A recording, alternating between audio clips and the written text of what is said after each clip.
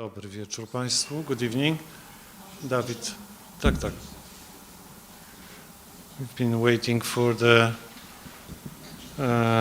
Jakub Kapiszewski from TVP World.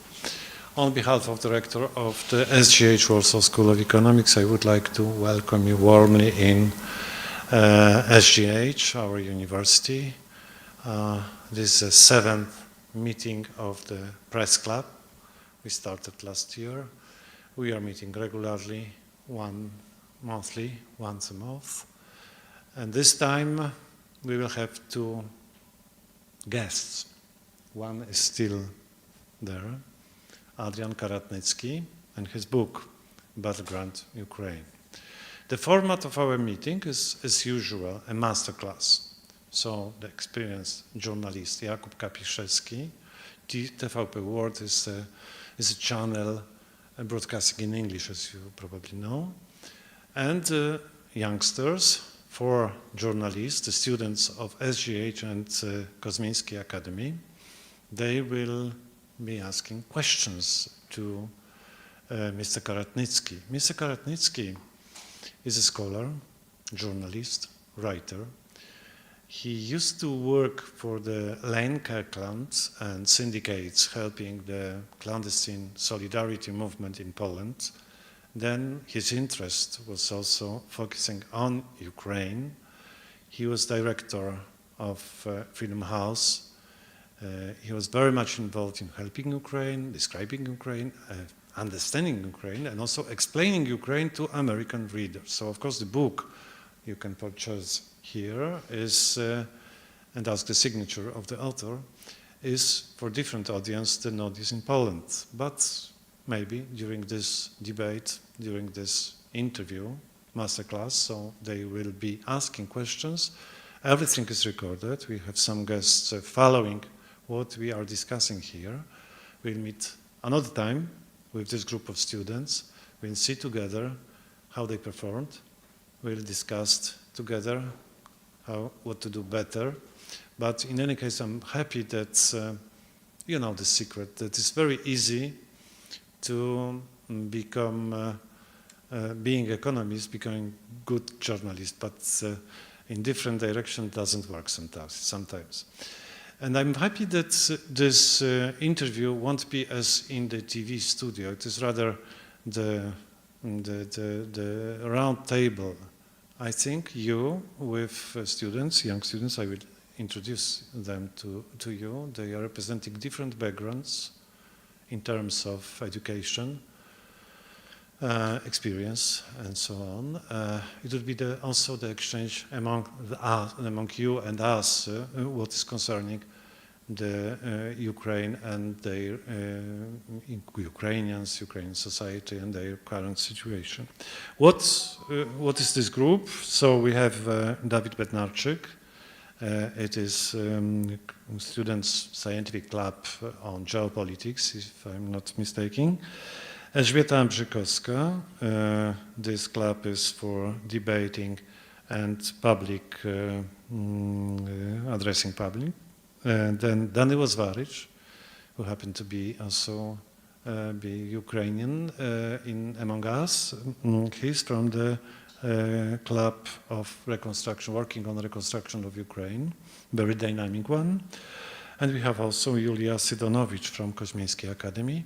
And Julia is also interested in geopolitics, but also she's very active in Mathematical and Statistical Association, which is very good and very appropriate in this place. I hope some questions also would be asked about economics. I am not certain if about econometrics tonight, but certainly some of economic aspects would be discussed. Let me introduce to you Adrian Karatnycki, who came to us directly from London, previously from Kiev, but in fact from the United States. I invite you to take places. We are waiting for our master of this class. He will join us in 2 minutes.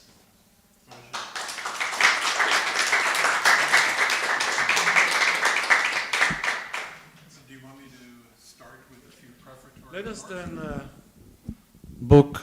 I said there are 2 main guest of this meeting, you and your book. Will start, will speak to the readers, but I will ask you to address the audience with your introduction. I'm an American, born in the United States to one family that had Ukrainian and some Polish roots, and another which was primarily Ukrainian, so I identify, I guess, as a Ukrainian American. But as an American, I couldn't help think about this book as kind of the story of the United States from 1776 to the War of 1812. We have an attempt after the breakup of one country and another, a second attempt to relaunch a war a few decades later. We have the founding of a nation, a divided nation, because Ukraine's identity was divided at its founding between people who didn't quite understand the idea of a nation state. They didn't absorb it. They didn't know the culture deeply. They didn't feel some sort of a deep patriotic affection for the country. In the United States, between the loyalists and the proponents of independence, really before things got really ugly in the same sense as they did in Ukraine, the country, the states, the colonies were divided 50-50 in terms of supporting independence, or maybe even more accurately say, 1/3 were indifferent, 1/3 were for independence, and 1/3 were loyalists to the British Crown. So I found these parallels of nation building, and I think they informed my approach, but they also raised the bigger question: who are the Madisons, the Washingtons, the Jeffersons and Hamiltons of Ukraine? Who are these founding fathers? Where was their great sense of purpose, their public spiritedness, and so on? And you know, their origins are somewhat different. They don't come from the sort of the legal, judicial intelligentsia. They don't come from the incipient, at least initially, they don't come from the kind of, you know, mid-sized and larger businessmen and agrarian interests and so on. They're not the kind of quality of leader. They mainly are Red directors in the initial stages, and they are former communist, if not komsomol apparatchiks.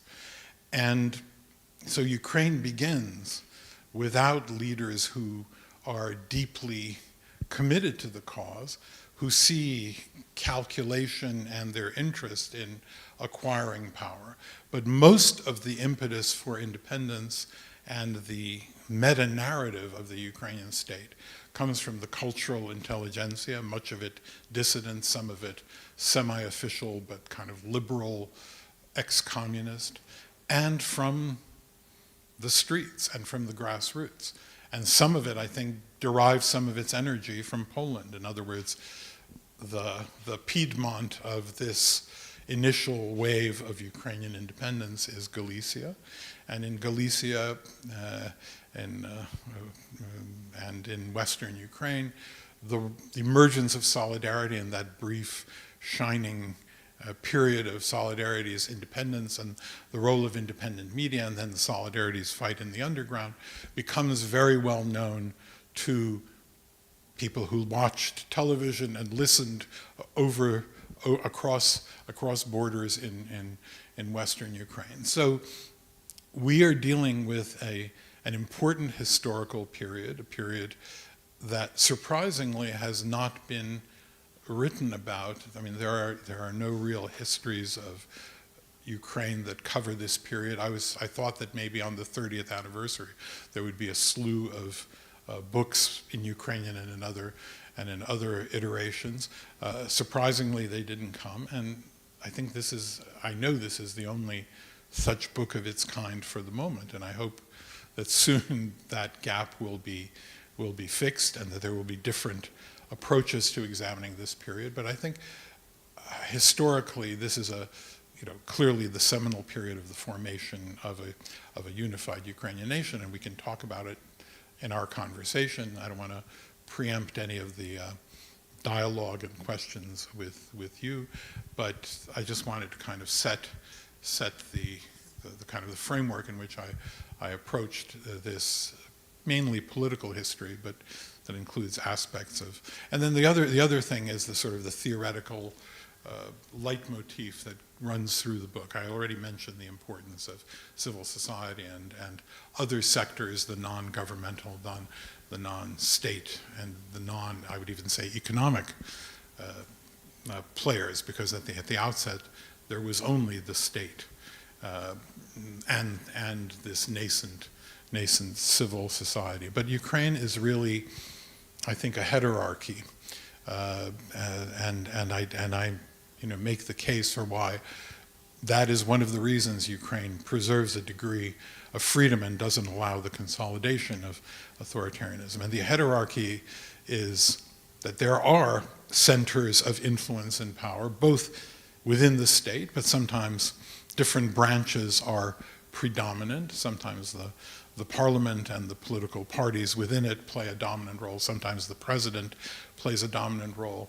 Very rarely the judiciary intercedes, but beyond that it is a hierarchy of constantly shifting relations between the various power centers. So you have civil society, you have the kind of the oligarchs, you have the new business elite, and they constantly shift in relation to one another and have never allowed a kind of a settling of the hierarchical structure. I mean, at wartime, things are kind of frozen, and there is this kind of more disciplined hierarchy, and we can talk about that as well. But up to the war, and the recent war, the all-out war, Ukraine was a hierarchy with these constantly shifting sets of influences. And I would argue that this interplay between all of these forces and the inability of, the state to create a very strict hierarchical system in which everything kind of falls into place and is potentially under the influence and control of people who are invested with state power, that has preserved a high degree of freedom, part of which has made Ukraine less a failed state, but a weak state that gives people a space for a high degree of personal freedom and a high degree of at least the potential to be engaged in the political process. So I'll leave it at that and turn it over to however the program is structured and turn it over to you.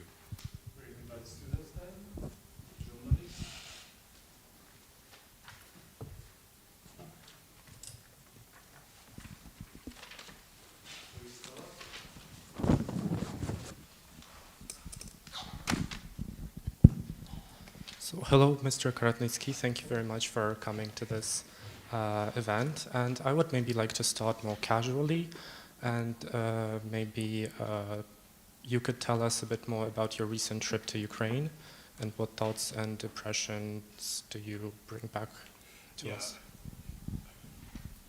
So, fortunately and unfortunately, my trip to Ukraine was focused, I was only in Kiev, and it was primarily focused around the Yalta European Strategy conference.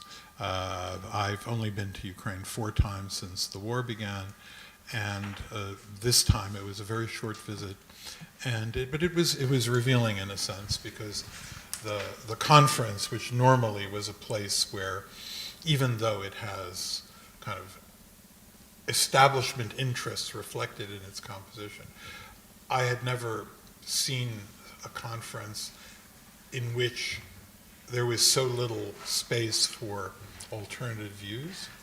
There were only people who are, I would say, the very strong friends and the optimistic and the strong, or maybe sometimes worried advocates of Ukraine on the one side, so there wasn't really anyone who would argue a more difficult position. And secondly, it was basically the representatives of the state. And what troubled me is that we know that in public polling, the Servant of the People Party now, if there were to be an election, would probably get no more than 20% of the parliament, and yet no other parliamentary voices were part of that discourse.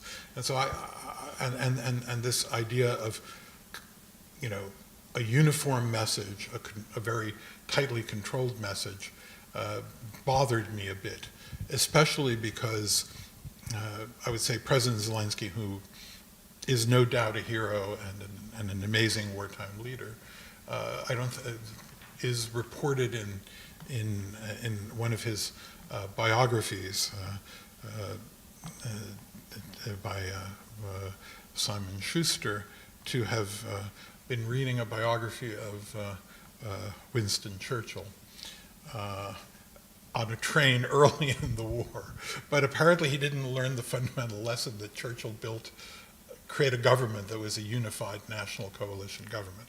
And I think in the first instances when the president and the party and everyone was consolidating around him, the temptation to not do something like that was very high, and the president felt he had enough legitimacy. But now we have, the election periods of each of these, both of the parliament and the president have expired, that no one questions their legitimacy, but I think deeper thought has to be given to the shifts in public opinion and the shifts in loyalties, and how are they represented among those who lead the country. It's also clear that the parliament is largely irrelevant, and the speaker was, I'm not saying he's inarticulate, but he didn't carry a sense that he was doing anything of substance other than implementing the kinds of decisions that are made by a narrow group of people in the presidential administration. So it was the first kind of a sense, my first sense of this transition of Ukraine into a very narrowly constructed group of people who represent their own echo chamber, and who have a lot of input from the outside world, but very little input from inside Ukraine. And the only honest voices that were not part of I would say, the official government script were 4 or 5 soldiers, articulate soldiers who had come from the front, who had come from Pokrovsk, who had come from other battlegrounds, and who gave a kind of a grassroots sense of the challenges, the strategic challenges, the tactical challenges, and the overall environment of the battlefield, and a measure of, I would say, some criticism. That was refreshing, but that was, in my view, not enough. And so I would say I came back from this trip not worried about democracy in Ukraine, not worried about the future, but about the present. That the absence of efforts to integrate and to understand the views of the broader public, and a kind of an insular leadership that basically adjudicates and discusses things among themselves, maybe read some polling data, and is extremely open to outside discussions and influences, endless numbers of delegations visiting and so on, but kind of closed off to the delegations of the people themselves. And I'm not a fan of plebiscitary democracy, and I recognize that as representative government, you're elected, you have a mandate, but I do think that this lack of interaction is a mistake, and I felt it in a much more articulated form than in my previous visits. Okay, thank you. I think we'll come back to the political scene of Ukraine nowadays, but now let's talk a little bit about the book. I have a question. Why did you write it? What was your main goal when you decided to do that?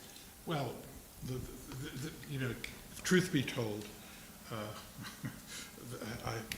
the book has had a long genesis. I originally thought that I might be able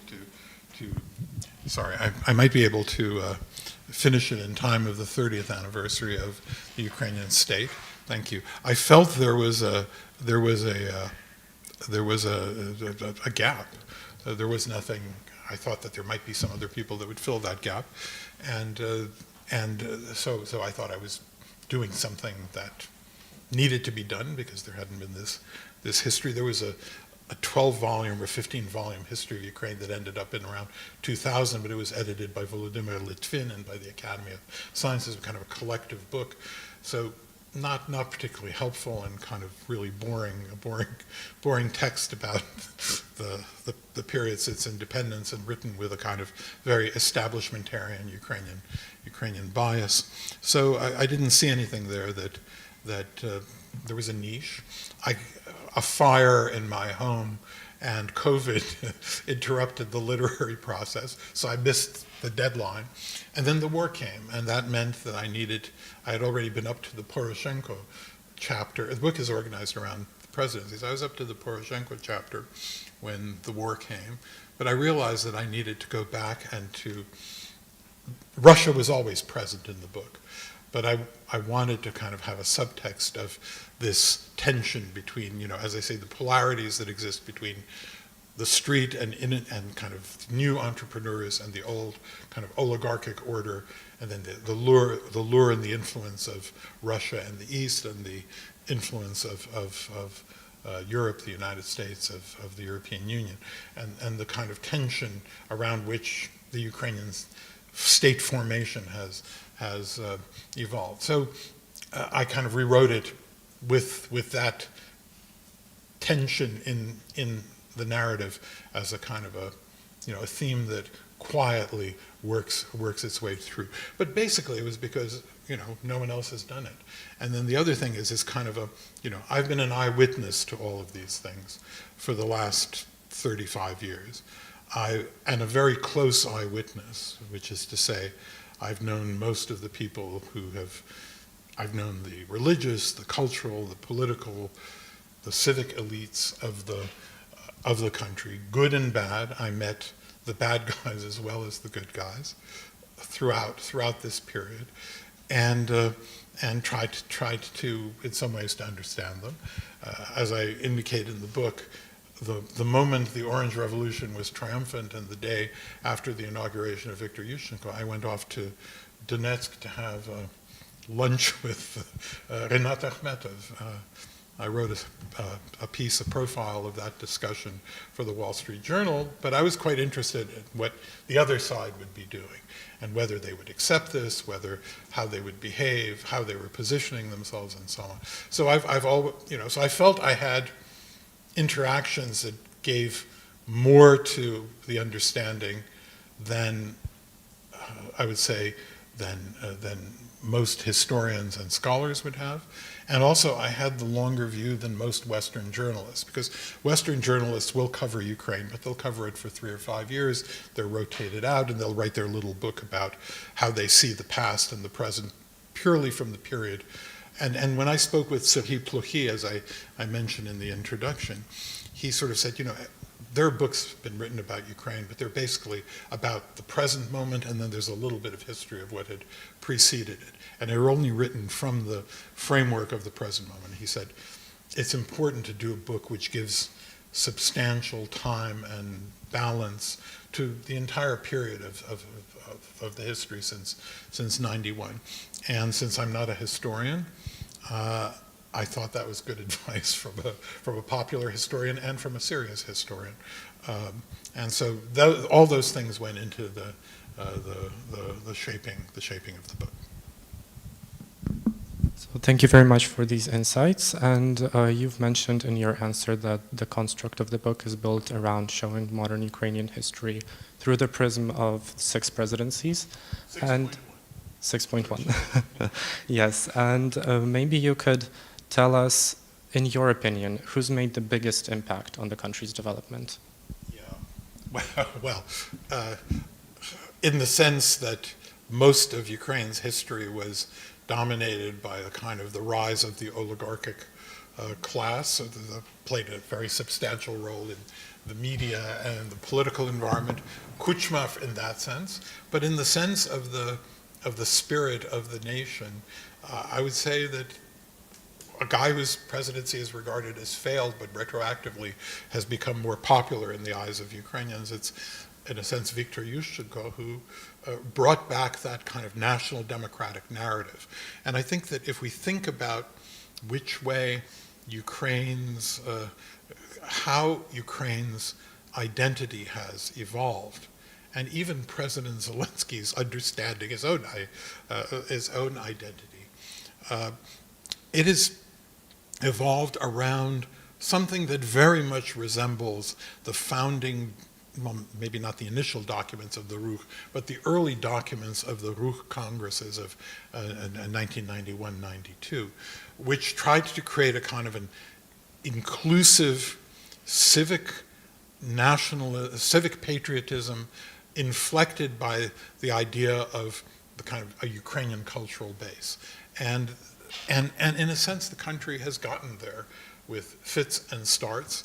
Partly it has been, driven, I think, I argue in the book that by 2014, Ukrainians in the East suddenly understand Russia in a different way, and the annexation of Crimea and the launching of Ruskaya Vesna creates this kind of consolidation that moves everyone much closer to kind of a consensus, patriotic support for the country.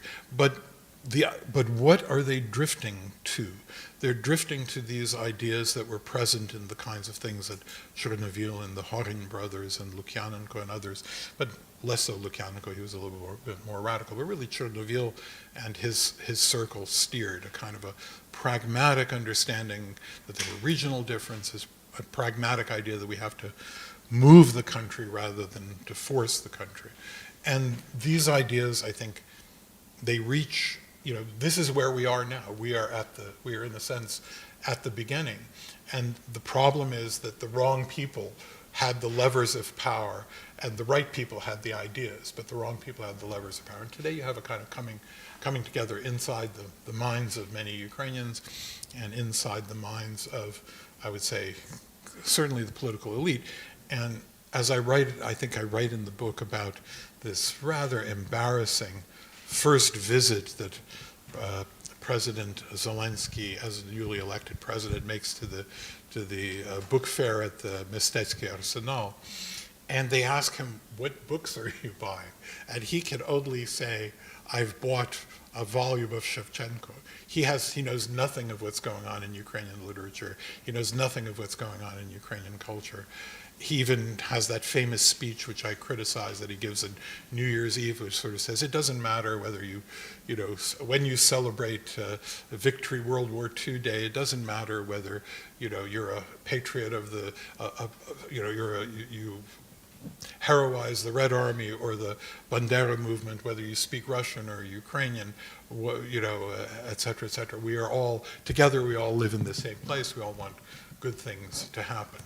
I think the evolution of Zelensky from that kind of why don't we just all get along, there is no sort of a national consensus, let's just try to ignore these issues and paper them over, to the idea that there is a concrete aim of creating not a Ukrainian nation state in an exclusivist way, but a Ukrainian-inflected civic patriotic state. And he moves to that, and he is moved to that very dramatically by the way the public moves. Because I think Zelensky does not lead the public to that place. I think Zelensky has that acute sense of where the audience is. He's, as we know, he's a live theater performer. He can feel the zeitgeist. And he embodies it, and then he begins to express it, to absorb it, and then becomes this incredibly important war leader. So, I would say Kuchma in the sense that he created the system that was to basically lead Ukraine for 20-25 years. Yushchenko in the sense that he reanimated the sort of the identity politics inside the Ukrainian discourse, but in a legitimate way, because other people played with identity. We remember Kuchma first ran as a candidate of the East, and then he tried to become more of a, when he was hoping to oppose Simonenko in the presidential race, he drifted to more, to speak to the central and West Ukrainian electorate for his second election.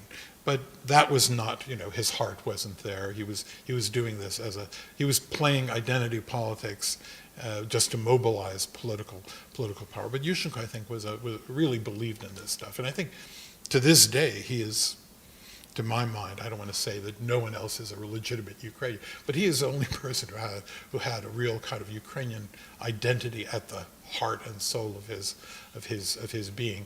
I don't think Zelensky had it. He's moved in that direction.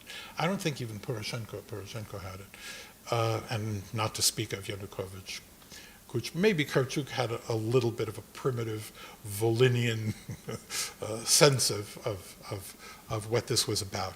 But again, these are not the conscious leaders who know where they are leading the country, who know what the meta-narrative should be, who care what the meta-narrative should be.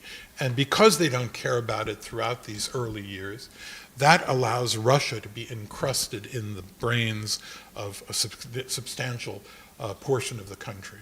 There's a bad cultural policy, there's bad TV policy, there's like Russian dominance of the airwaves, Russian dominance of Ukrainian stations with Russian-produced content. So the answer is, I've just gone through a report card on an answer to your question about all the presidents, but so I would say, the most, I've explained how they have been influential in different ways and how they've been uninfluential and to the harm of Ukraine in different ways. So, considering all the ups and downs, what do you believe is the biggest political mistake in modern Ukrainian history, and how has it influenced current politics? Giving up tactical nuclear weapons. Okay, that's quite. That was the biggest political. Maybe how do you imagine it's potentially going? Well, let me just say, a great, a person who is not liked by advocates of Ukraine and its interests, John Mearsheimer, who argues that it was the discussion over NATO and NATO expansion that has led to all this, and many of us, debate him and scorn him for his views, wrote a piece in Foreign Affairs arguing that why Ukraine should retain the nuclear option in the early 90s. He said, secondary small states have to somehow protect themselves from large states with a history of interest in their own backyard. I think that the mistake was doubled. Maybe Ukraine should have in the end given up nuclear weapons, but they got very little for it. They bargained badly. So the big political mistake was completely around these things. First, they could have gotten a very large, I would say, aid package. Secondly, they could have gotten more structured kind of security guarantees beyond these vague promises. And thirdly, they could have had the option of potentially retaining them. Now, of course, some people say they didn't have the codes to some of these, certainly the intercontinental, but I think Ukraine could have figured out how to repurpose tactical nuclear weapons. And I think that is the fundamental mistake. It's a geostrategic mistake, but it had profound consequences for its peace, security, kind of sense of self. What other political mistake? I mean, there have been lots of political mistakes. I think the cultural, I don't know if it's a mistake, it's just almost organic to the evolution of the discourse inside Ukraine. The idea that there was because the country was very poor, because there wasn't very much that the state wasn't very functional, the state couldn't offer people very much, so politics became more of a culture war. I mean, the United States has culture wars, but they're intermixed with economic promises and kind of broader policy approaches. Ukraine has never had a liberal voice inside Ukrainian politics.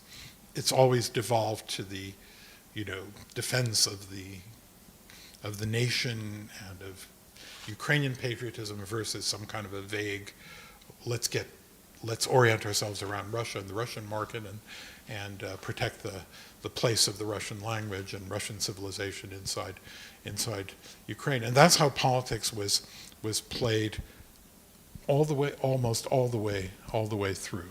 Maybe not so much in the first Kravchuk versus Chernovil election, but every election subsequently. And the fact that Ukraine, it's not a mistake, but one of the failings of politics in Ukraine is that there's been no, I would say, authentic liberal voice inside the political spectrum. It's kind of, we are, as Mr. Stefanchuk said, Servant of the People is a libertarian party with socialist, with social democratic Characteristics. Yeah, exactly. So we know who the liberal party in Ukraine is. It's Western ambassadors, the IMF, and that's it. That's who has forced Ukraine into all these reforms. But I think that's a problem, because if you don't have a kind of a voice, and a kind of an intellectual voice and a political voice for some of these ideas, even if it's a minority party or a coalition member of in a bigger government, because free market forces rarely dominate the politics of any political party, or much less so a state, although there are occasional exceptions like the early post-communist Polish breakthrough and whatever is going on in Argentina, but it's pretty rare. So I wouldn't call them mistakes, but the big mistake I answered was what they did with the bargaining chip that they had, and around nuclear weapons. Yes, and you mentioned that the discussion about culture, about identity, was something that shaped Ukrainian politics for a long time. Disputes about it. But Disputes. I wish there were more discussion. Okay, so when it comes to the Ukrainian identity, your book, at the end, in your book, you write that Ukraine has won its battle for identity. And why did it take Ukraine that long? And has it won? I believe it has won. I mean, look, the other thing I talk about is how modernity allows you to, take the genie out of the bottle and put the genie back, unfortunately, into the bottle.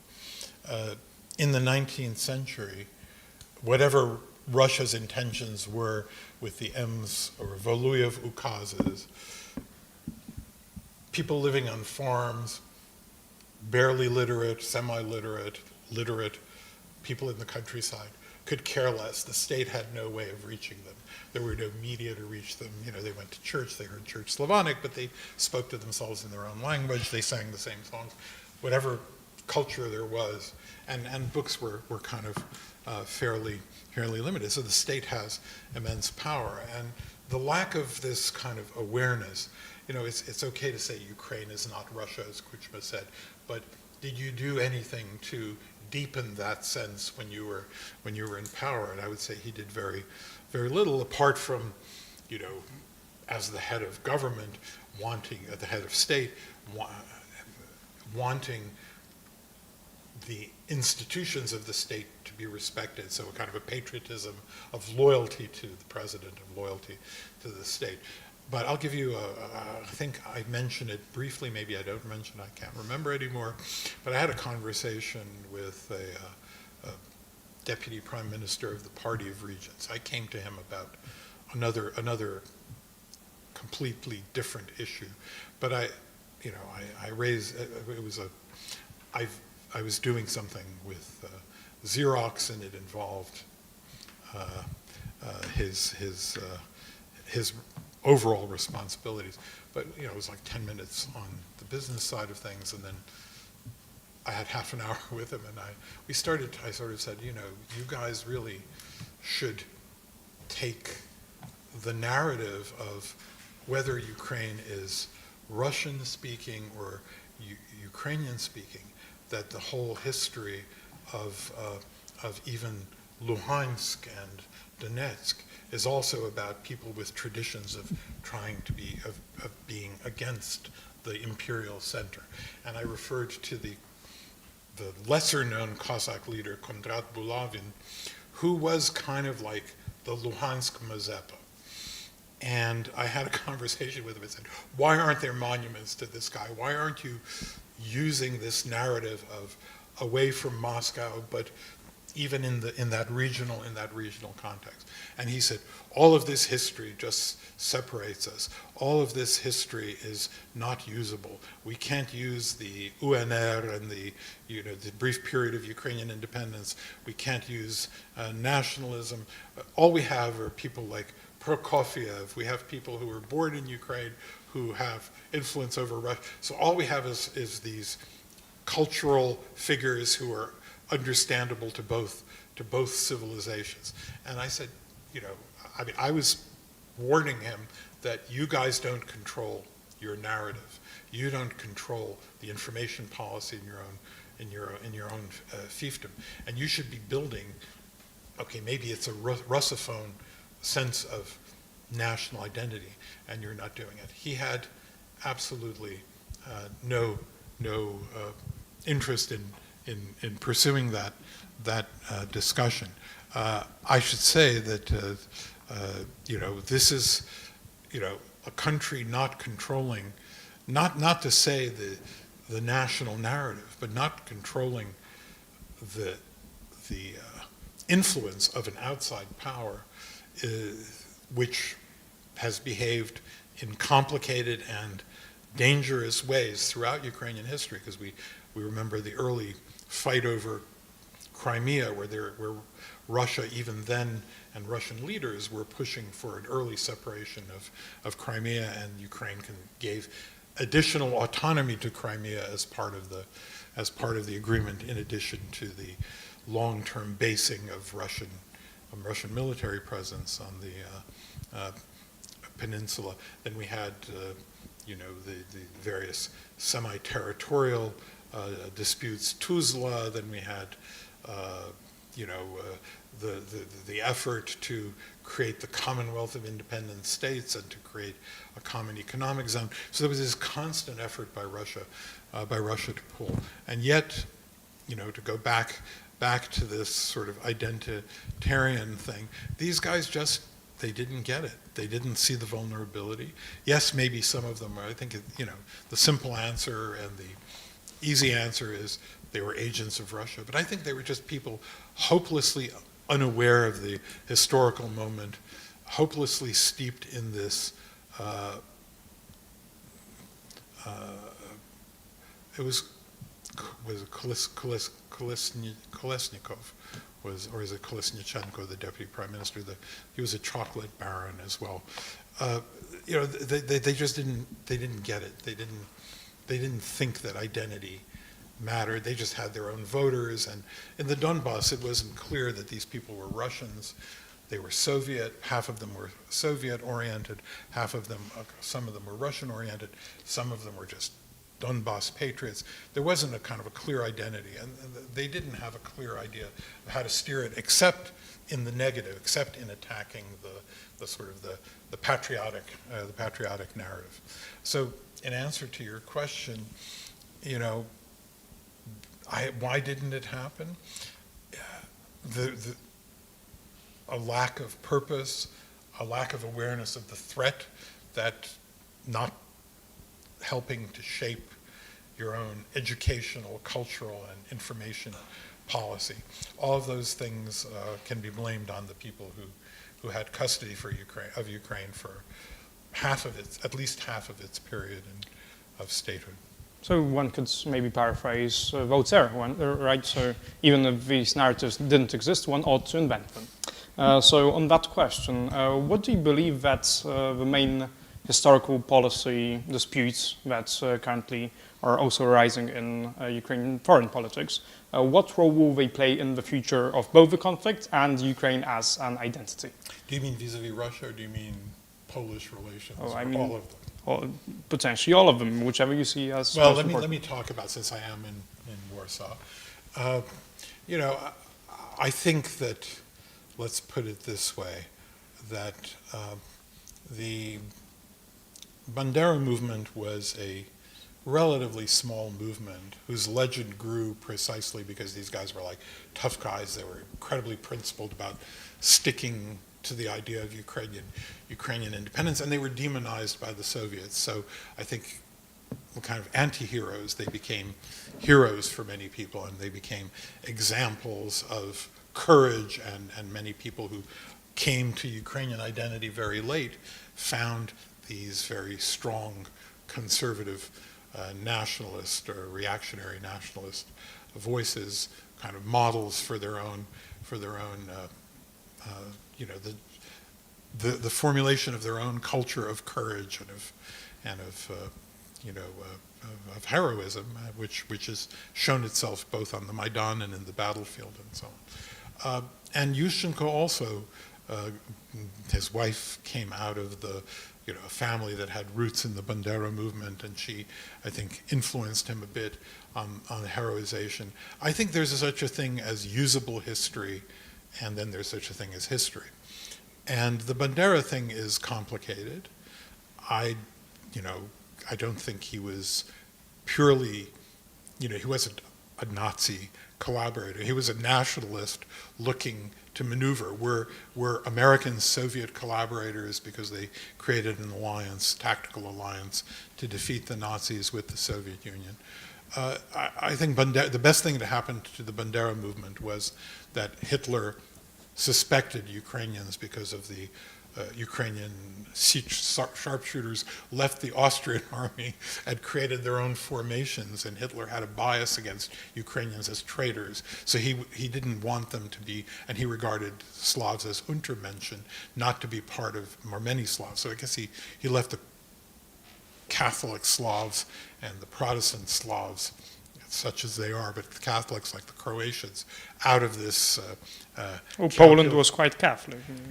Well, it wasn't really. Yes, seen as but somehow he accepted the Croatians as the Ustasha as partners, but pretty much all other Slavic groups were excluded. But I think Bandera could have had the legacy of the Ustasha as kind of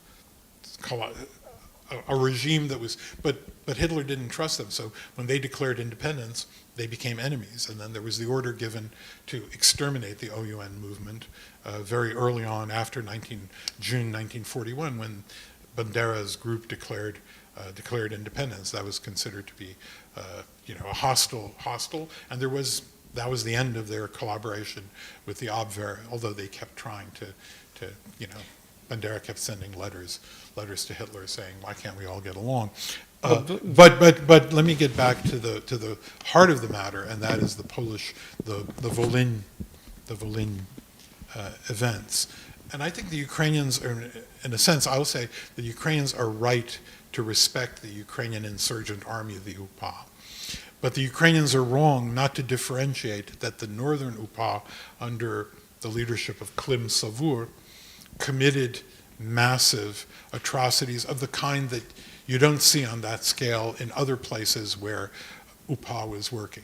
So I think it might be possible to construct a historical narrative where Ukraine distances itself from the activities of the UPA in Volyn, but continues to pay respect for the remainder of the UPA as a force. And someone that I knew, Mykola Lebed, who was the head of the OUN for a brief period, and also the head of the security service, the SB of the Służba Bezpieki of the OUN, and was hunted by the Nazis throughout the Second World War, never found by anyone.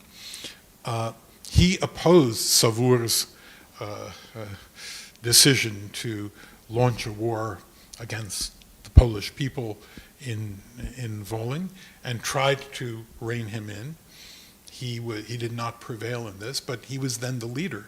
He was removed subsequently, but that activity was not done under the order of the, if you believe that the OUN had a structured leadership, the leader of the OUN at the time of the Volyn massacres was opposed to what Savour was doing, but had no effective control over him, because much like Simon Petlura started out as a social democratic philo-Semite who had the Yiddish language as one of the state languages of the incipient Ukrainian National Republic and on its monetary units and all of this. But there were units under hetmans who operated in a brutal way against the Jewish minority populations, and Petlura tried to rein them in and punish some of them, but the reputation of, the Petlurites as being anti-Semitic remain.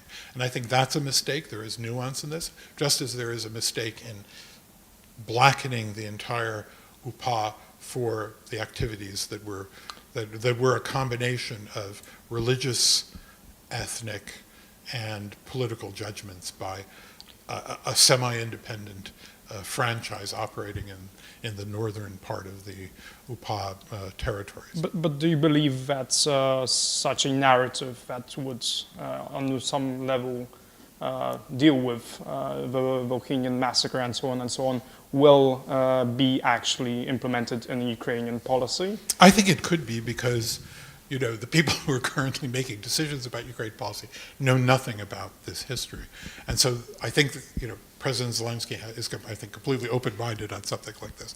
I'm not sure, I don't know when General Zaluzhny, who may be someday in office if the war ever ends, what he thinks about these issues.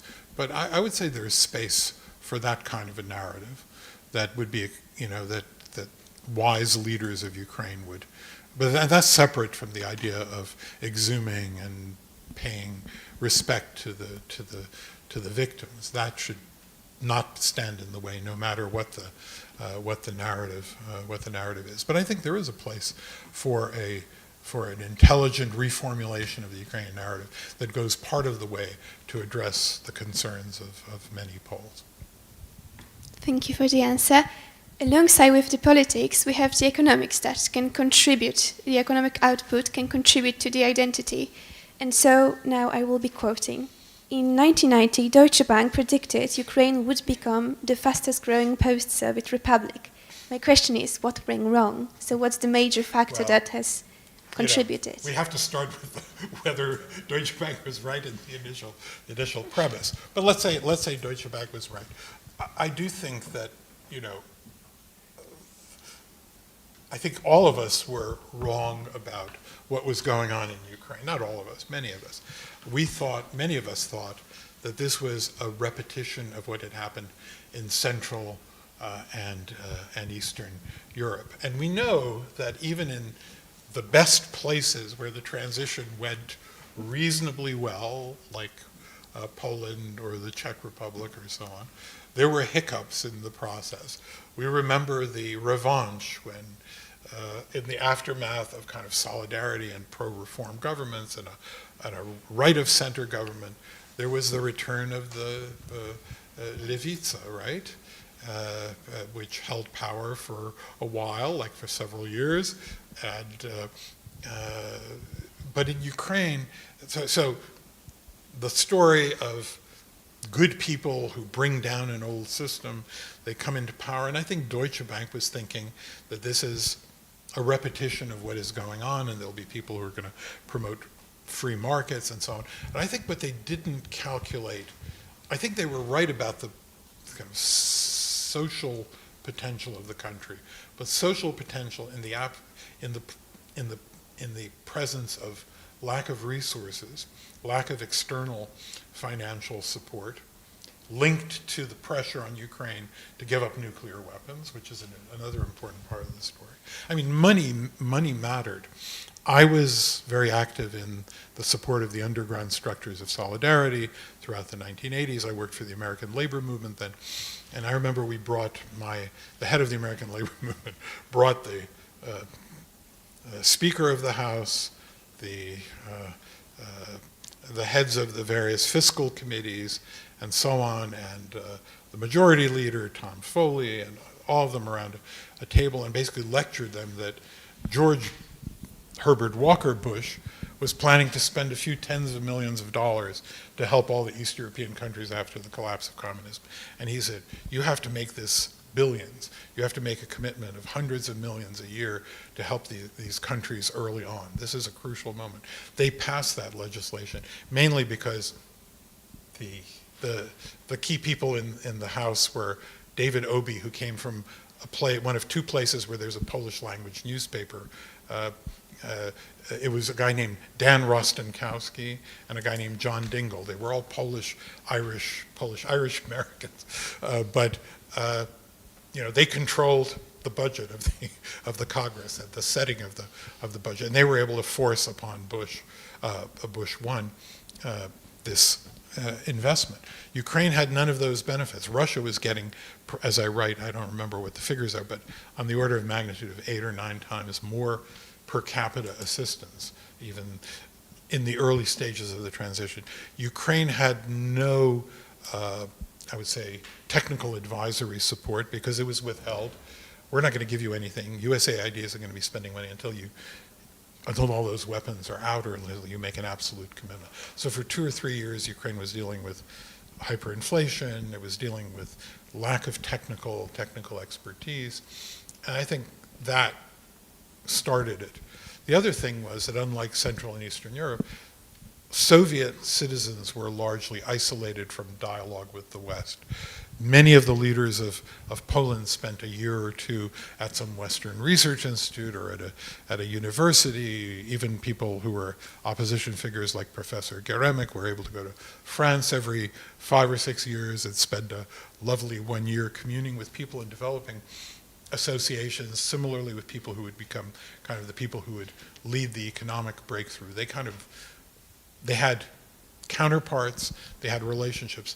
The Ukrainian population had talented people, but they were completely isolated. They were isolated from the West, and they were isolated by this layer of communist encrustation in the state that did not understand them, that did not value them, that did not understand what to do about the economy. So you have this outbreak of hyperinflation.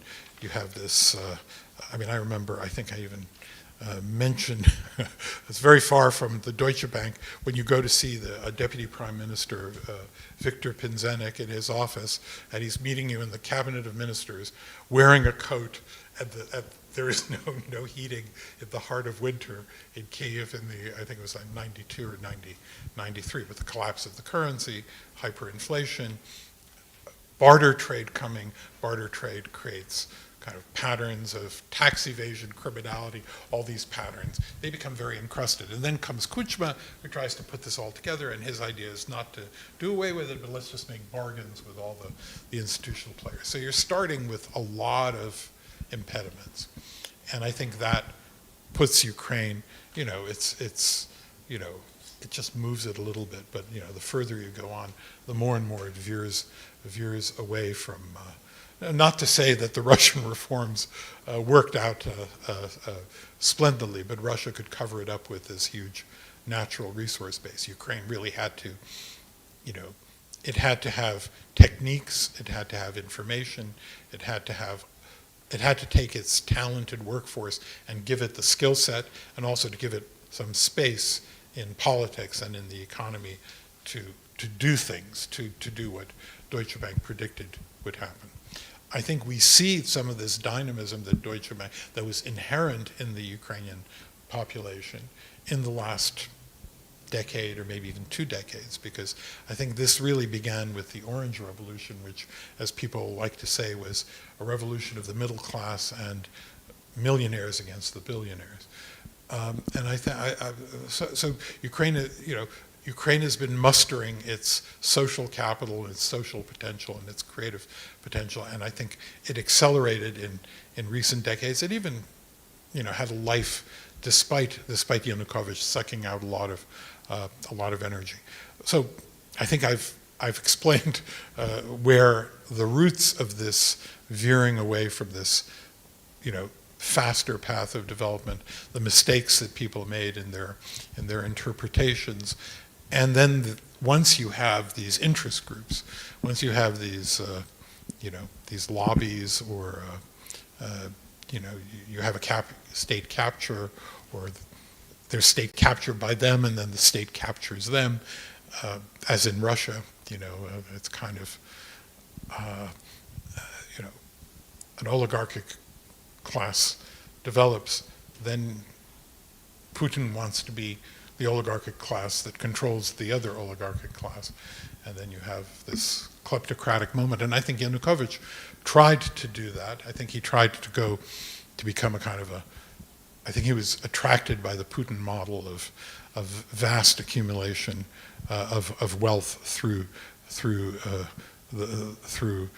it's the reverse of state capture. It's kind of the state capturing the people who had captured the state before. Okay, so you've explained why Ukraine's promise was not met, but in your book you've written that yet Russia's war has ironically given Ukraine a second chance. Why do you believe so?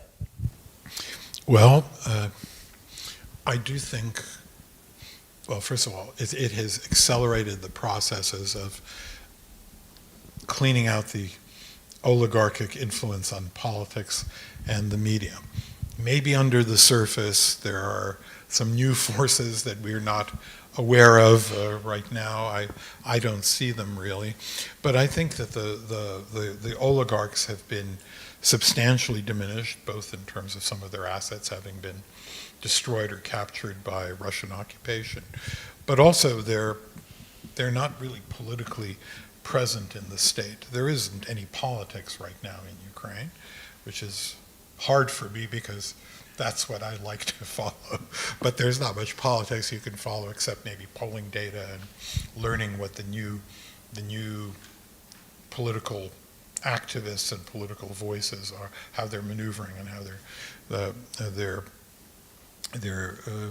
they're shaping. But in the absence of real politics, it's hard to figure, where the public is and where things are. But you have to return to your question. What was your original? Yes. So will it also benefit Ukraine when it comes to economics? This fact.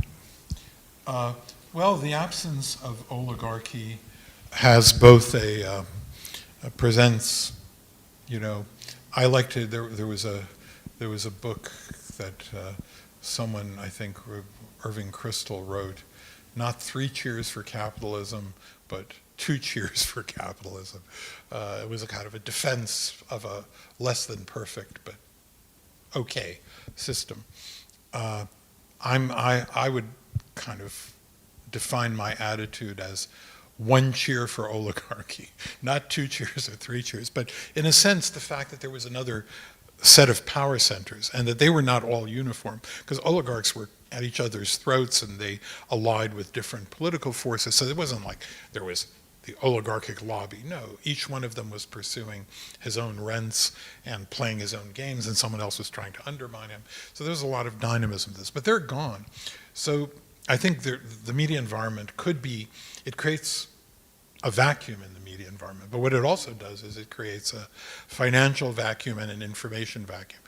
The West has seen the erosion of kind of mainstream media, traditional media, and so on, but yet it has some institutions of quality and of resources that can do investigative reporting, that can do deeper dives, and so on. Ukraine's media now lack much of it. Some of it is done artificially by Western grants that go to anti-corruption research, but there isn't a kind of an organic, independent media that can do this kind of work. And most of the media, you talk to the successful, the most popular websites and so on, they will admit that they're operating at maybe 60% of the revenue stream that they did before the war, and there's nothing else. And these are just independent groups. So what you now have is just basically opinion rather than research. The airwaves are filled with, it's basically, YouTube and TikTok and Instagram clicks and a little bit of revenue collection that sustains a few voices. They can kind of pay their bills, but is that a deeply articulated information space? I think that's a big problem for the society. Reporting is not so great right now. Not that it was in the era of oligarchic-controlled media, but you know, one hopes that there will be a period where there are that there's a good ad market and so on. But in the interim, we don't have a real fix for this. So, you know, so these are I think some of the kinds of problems of opportunity that, you know, we Ukrainians need to think about, and Western donors need to think about, especially in the post-war environment. As to, you know, I think there is potentially more space, but there is no real economy in Ukraine. It's heavily subsidized with It's a war economy primarily. But it you know, there's a lot of, I think, dynamism. The fact that, you know, services and technology and so on, those things are pretty dynamic, and even some people who've emigrated temporarily may come back. I mean, there are just so many challenges, so I don't know how to answer that question. There's the demographic question. There's the question of how many people will come back. There's, you know, how many people will be capable of doing even physical work, given the vast loss of lives and of, you know, people who've been mutilated by the war. Outside labor will have to come. Cities have been destroyed. So to talk about opportunity, I think you have to, the optimism you have to find is in the spirit of people, the fact that it's been an incredibly innovative, voluntary and state effort to work creatively. And even the military has been quite creative and informal in opening itself up, and, you know, local military units developing relationships with civil society and independent producers, and provisioning themselves sometimes when the state has not yet been able to do stuff. So I think, and there's a kind of a spirit, and I think, look, this Dr. Pipidi Munju, who is the daughter of sister of the famous Romanian film director, who is the world expert on corruption, greatest thinker on corruption. She basically said there is no correlation between state actions and the reduction of corruption, but one, that is some kind of a breakthrough in public consciousness. And I think the public, because of the war, because of the kind of lack of tolerance, and I'm not just talking about people hated corruption among the rich because they hate the rich. They resent wealthy people, including people who may have legitimately made a lot of money. And this is a way of expressing that kind of anger. I think if you're opposed to the corruption, to grand corruption, but you engage in petty corruption, you're still part of the problem. And I think the society has moved substantially away from that. And the other thing is, there's one of my favorite books by Frank Fukuyama on trust, called Trust, which is just chock full of facts. But it makes the claim sociologically based on data that he was examining. It was written, I think, in the late 90s, early 2000s, that Ukraine was a low trust society. I think today he would admit that Ukraine is a high trust society. And part of that is the process of coming together to mobilize against the war. But it's also the process that emerged from the weak state. And I argue that civil society isn't just structured organizations. It's this clustering to address a problem. Somebody wants to steal your kid's playground. 300 people gather together and begin to do campaigns, and they activate. They either win or lose that campaign, and then they disappear, either as successes. Then another problem comes, you know, water supplies or heating or breakdown in infrastructure. People mobilize and try to solve problems and press the state to address them. They solve the problem, they kind of go away. But it creates informal bonds. It creates a sense that other people can be with you and you can rely on those people. And repeated hundreds of times, thousands and tens of thousands of times. This isn't quite the Tocquevillian ideal, but I think that's the way Ukraine has become a higher trust society with a pretty active citizenry, and I would say an active civil society. And that contributes to my optimism. Okay. Thank you for the optimism, but to be realistic, you have also mentioned corruption. What other internal issues could you name that could potentially stand in the way of a success of the reconstruction efforts? Well, I mean, a lot of it is going to depend on how the West structures the rebuilding. I think it's a good idea to share the wealth, not to simply contract out to the mega contractors who are going to do it all for Ukraine. I think there is a legitimate importance to trying to help build a Ukrainian middle class, upper middle class, or Ukrainian bourgeoisie, et cetera, et cetera. So some of this will, assuming the war will end, assuming there will be a rebuild of Ukraine, how that is structured has to be done intelligently with the aim that it doesn't just create these gigantic proto-state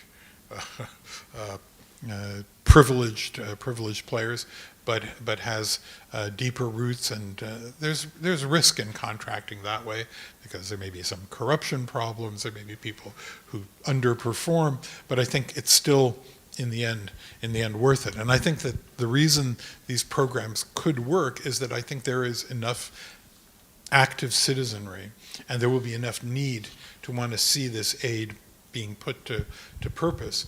And there is enough, I would say, given the way we live now with access where information can spread quickly, I think there's enough transparency to help undo some of the problems in corruption. There will be problems in corruption. There's a famous essay that I like to, Ukraine just went from, the state controlling 25% of the budget to basically controlling most of the budget if you consider all the outside aid and then the huge military expenditures and then all the weapons coming in. Huge amounts of cash are coursing through the state. And a very important theoretician, whom some Ukrainians don't occasionally like, Edward Luttwak, wrote a famous article, Why We Need More Waste, Fraud, and Abuse in the Pentagon Budget. He wrote that essay to make the point that whenever you provision, this was when Reagan was doing a major military buildup, and there were these famous controversies about the $3,000 or whatever toilet seats. And this became emblematic of overcharging and so on. He said, yeah, it's going to happen. We should try to control it, but we also have to understand that if there's this huge scaling up, there will be these kinds of problems. We have to understand that there will be massive corruption scandals. There won't, scandals about 25-cent eggs are the smallest part. And by the way, there was this big scandal about that anti-corruption activists saw that there was overbilling for eggs in the diet basket, the food basket of soldiers. So these guys were drummed out of the business, and now soldiers complain that the rations they're getting are inferior to what they were getting from the corrupt guys who charged 25 cents an egg or 30 cents an egg. You get what you sometimes don't wish for. So we have to have a nuanced idea of all these things. But again, I think there's also the guys who are coming back from the front. If you've lost a leg and you fought for this country, and now you see that the rebuilding is being gouged, I think we're going to have very active and sometimes very lively new forms of anti-corruption activity. I hope it won't turn into lawlessness, but I think it'll create an environment where maybe some corrupt people will be a little more fearful of what they do to break the public trust. So moving slightly back to the elephant in the room, well, Ukraine will be tied to Russia geopolitically. I mean, the future of Ukraine will be tied to the future of Russia as long as Russia exists on some level, and well, it doesn't seem to be falling apart anytime soon. So do you believe that Ukraine does have a perspective of developing in the long run in the context of a larger neighbor who defines itself? I think it will be extremely difficult unless Russia has some kind of, it will be extremely difficult for some kind of a reconciliation unless Russia goes on the path of a nation state as opposed to an imperial state. So long as that persists, I think it'll be impossible to heal. I mean, as an American, I'm shocked at, I remember the Vietnam War.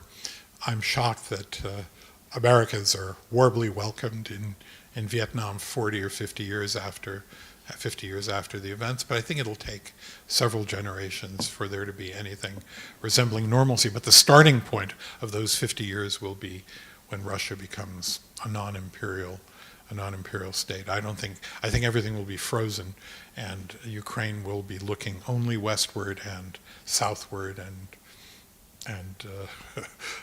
everywhere but eastward. The bitterness is so deep, the distrust is so profound, and I mean, yes, Ukraine will have to deal with Russia and worry about it from the strategic and national security point of view, but I don't see any possibility of trade. I mean, Ukraine still is pumping Russian gas. It's allegedly doing away with it soon when the fiscal year or the calendar year ends and their contract is officially up, because they claim they don't want to have torts, Russia suing them for breach of contract. But do I see, unless Europe, it's part of the rebuilding where Europe kind of presses Ukraine to reopen Russian, gas exports westward. And again, I'm not sure Europe wants to do this any longer. I think they also have a very high degree, maybe except for a few world leaders who think you can quickly go back to normal. I think there will be a long period of Russia's isolation from the Euro-Atlantic community, and to the extent that Ukraine is a part of that community, Ukraine will be the most articulated and the most skeptical of anything to do with Russia.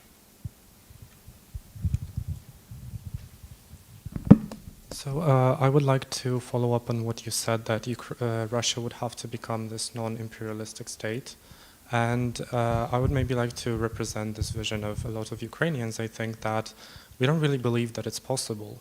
If you look back at the history of the region, starting from its beginning, it's always been an imperialistic state that tried to put its claws in Ukraine. So why should we really believe that it's a possibility in the future? Well, it is a unique imperial state, because it's the only, I think, imperial state that had as its agenda the transformation of other peoples into Russians. British colonial rule, these distended, distant empires, none of them had that ambition.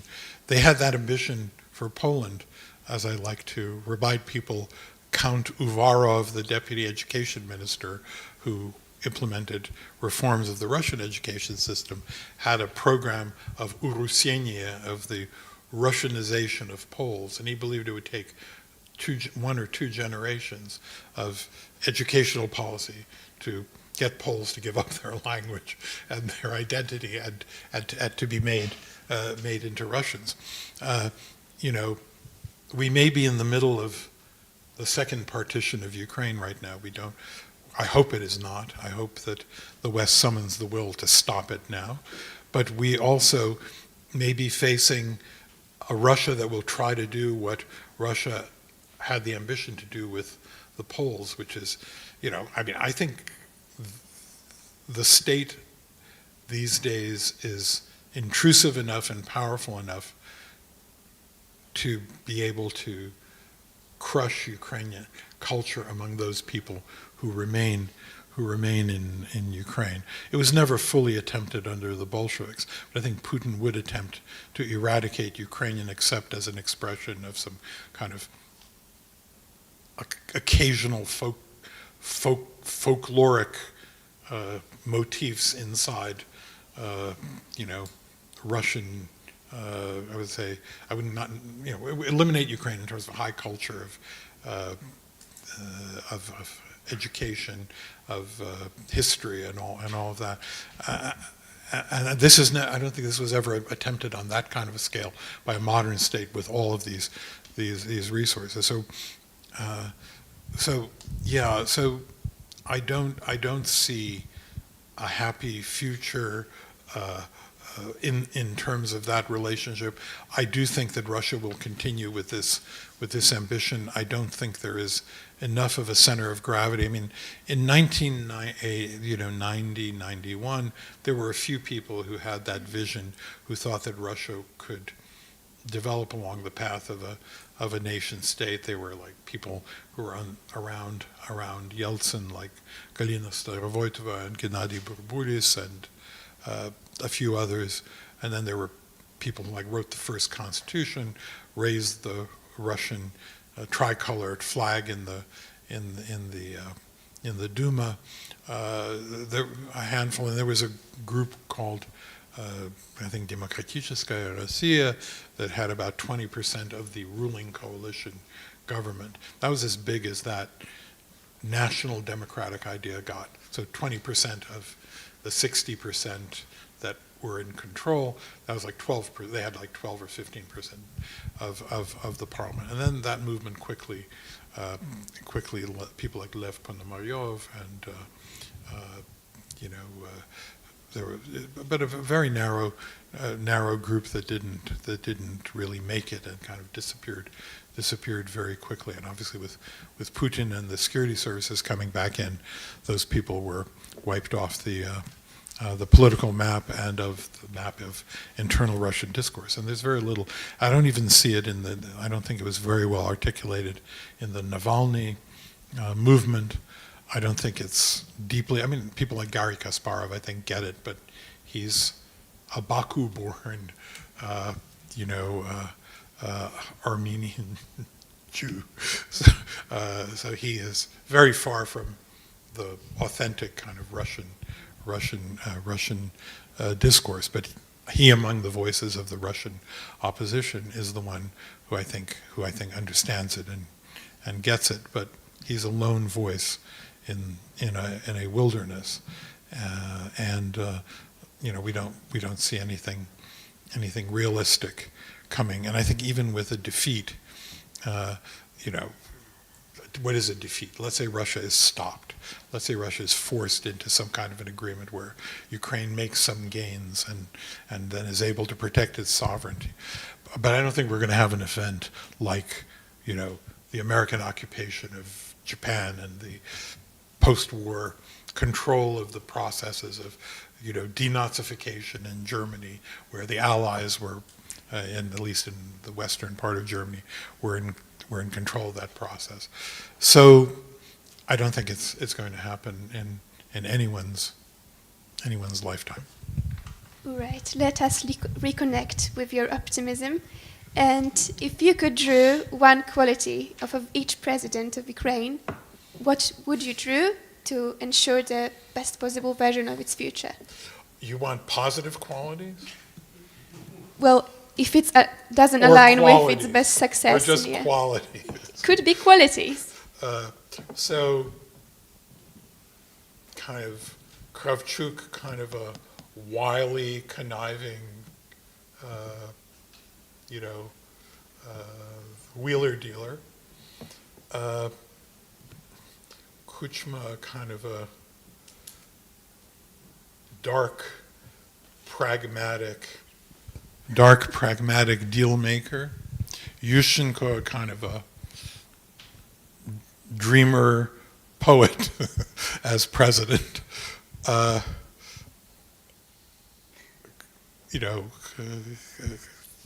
Yanukovych, just a kind of old-time gangster. Poroshenko, you know,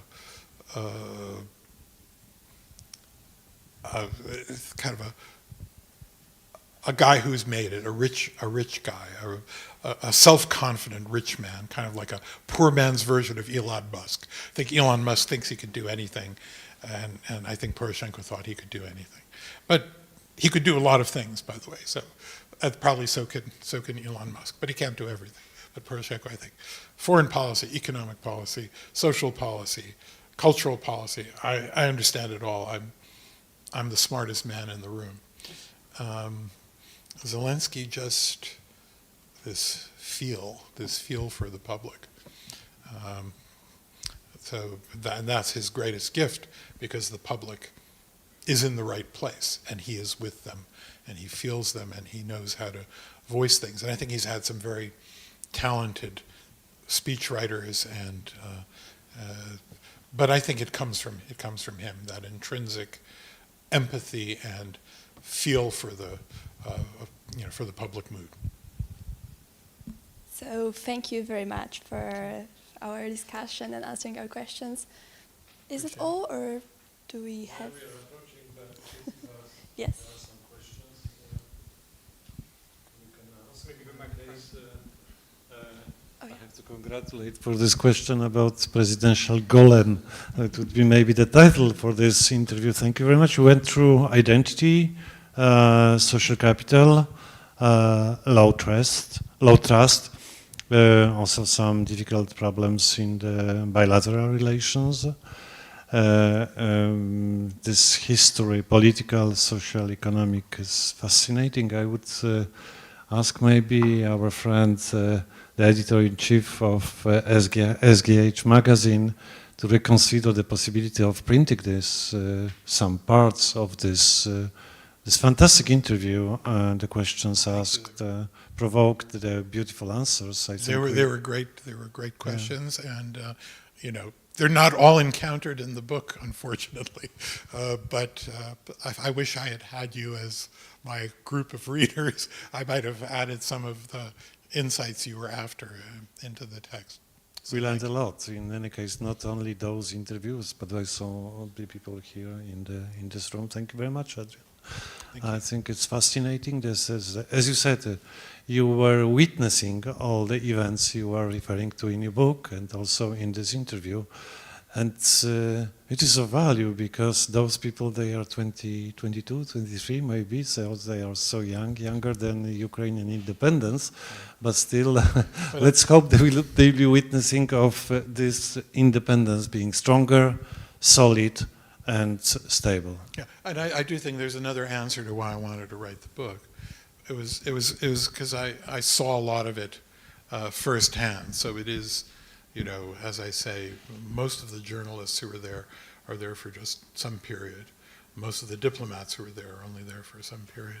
And I kind of, for my sins, I've been there, in and out of there for the entire period from '89, the precursor to this. The independence movement to what we have now, a united people but under great duress. Anyway, thank you for this invitation, a pleasure, and thank you for your interesting questions.